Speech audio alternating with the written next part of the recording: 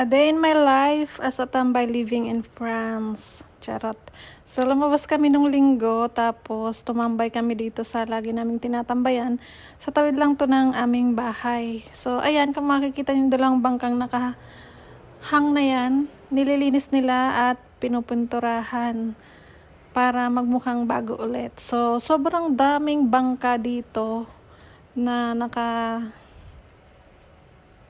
stop sa port na to.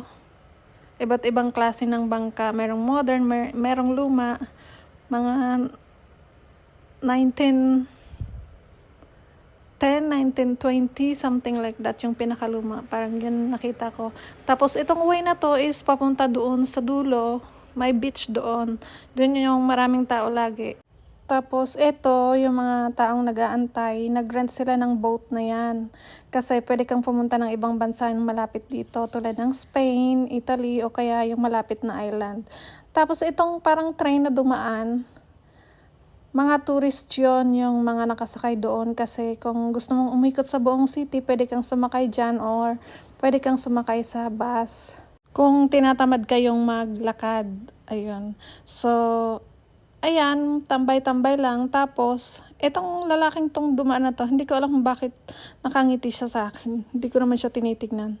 Tapos, ayan, si JP dumating na kasi bumili siya ng aming inumin kasi medyo nakakauhaw. So, next week,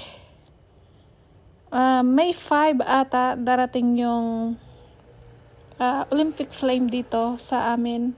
So, sasarado nila yung buong port.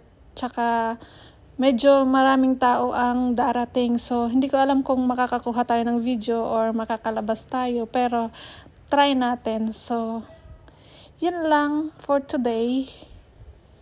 See you in our next mini vlog.